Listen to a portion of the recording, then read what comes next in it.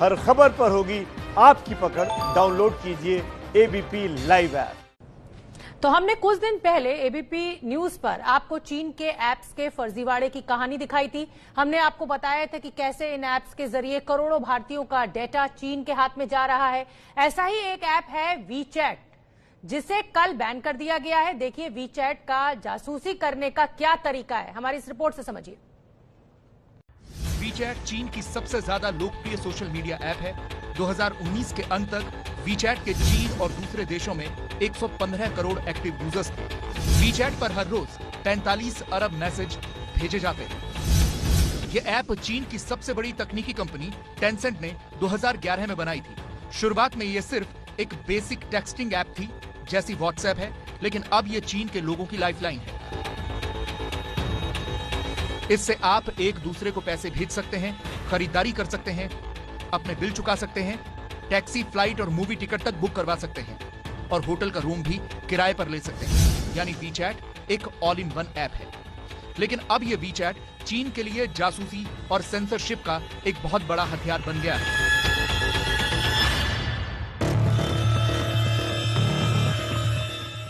WeChat वो जिन है जिसका मालिक चीन है। वीचैट के पास आपके मोबाइल के कैमरा और माइक्रोफोन की परमिशन होती है। उसकी पहुंच आपकी एड्रेस बुक और फोटोज तक होती है और वो इस डेटा को कभी भी अपने सर्वर पर कॉपी कर सकता है। आप जब अपना अकाउंट बनाते हैं तो उसे आपको सारी जानकारियां देनी होती हैं। 7 मई 2020 की ये 60 पन्नों की वो रिपोर्ट है जिसे कनाडा की टोरंटो यूनिवर्सिटी और सिटीजन लैब ने तैयार किया है। इस पूरी रिपोर्ट में वीचैट की जासूसी का सबूतों के साथ खुलासा किया गया है।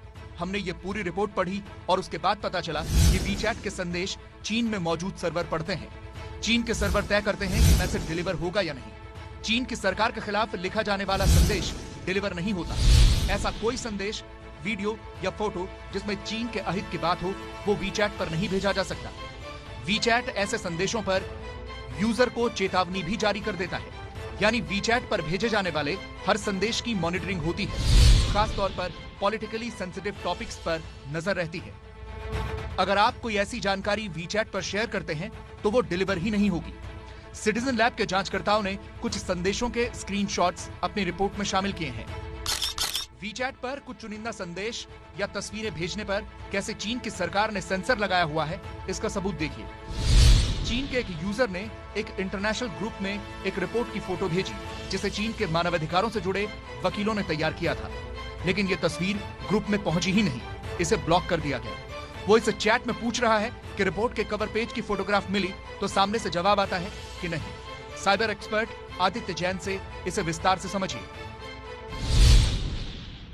वहाँ ये हो रहा है कि जो भी चैट आप भेज रहे हैं, अगर उसमें आपका कोई भी पॉलिटिकल ओपिनियन है जो चाइनीज पॉलिसीज, चाइनीज गवर्नमेंट या कोई भी ऐसी चीज़ जो चाइना के हित में नहीं है, उसके अगेंस्ट है, तो उसको सेंसर किया जाता है।